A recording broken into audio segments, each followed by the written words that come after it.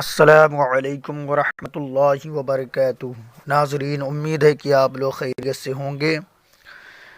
پھر میں سجدہ سہو کے مسائل پر کچھ اہم مسائل لے کر کے حاضر ہوا ہوں۔ ویسے آج کی ویڈیو حفاظ اکرام کے لیے ایک نایاب تحفہ ہے، اور اس مسئلے کو سماعت کریں اور اپنی نمازوں کو درست کریں۔ اکثر حفاظ اکرام سے اس طرح کی غلطیاں ہو جاتی ہیں، تو بہرحال میں شروع کرتا ہوں، پوری توجہ کے ساتھ سماعت کریں۔ السلام علیکم ورحمۃ اللہ وبرکاتہ۔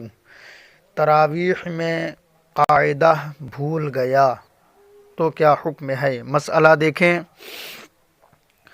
تراویح کی نماز میں 2 رکعت پر بیٹھنا بھول گیا اور تیسری رکعت کے لیے سیدھا کھڑا ہو گیا، تو یاد آتے ہی قاعدہ کی طرف لوٹ آئے اور التحیات پڑھ کر سجدہ سہو کرے، پھر التحیات پڑھ کر سلام پھیرے، اور اگر لوٹا نہیں بلکہ تیسری رکعت پڑھ کر قاعدے میں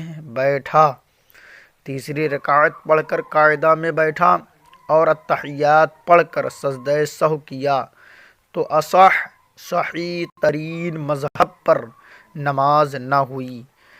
اس نماز کو دوبارہ پڑھے اور جتنا قرآن ان 3 رکعتوں میں پڑھا ہے اس کو دہرائے۔ مسئلہ دیکھیں۔ اگر 2 رکعت پڑھ کر نہیں بیٹھا،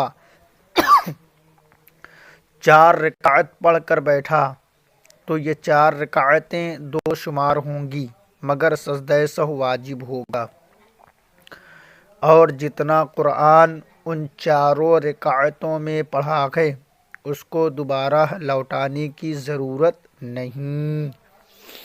آگے دیکھیں۔ قاعدہ اولیٰ میں شک ہو گیا تو کیا حکم ہے؟ مسئلہ دیکھیں۔ کسی کو قاعدہ اولیٰ میں شک ہو گیا کہ قاعدے میں بیٹھا کہ نہیں، تو ایسی حالت میں سجدہ سہو کرے، نماز ہو جائے گی۔ قاعدہ اولیٰ میں بھول کر سلام پھیر دیا تو کیا حکم ہے؟ مسئلہ دیکھیں۔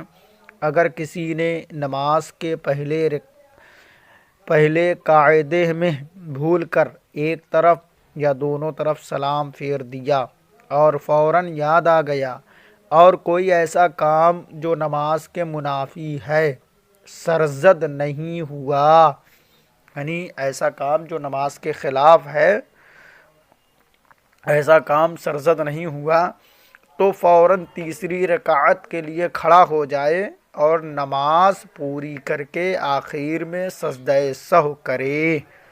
ناظرین، امید ہے کہ مسائل سمجھ میں آ گئے ہوں گے۔ نہ سمجھ میں آئے ہوں تو پھر سے ویڈیو کو سنیں۔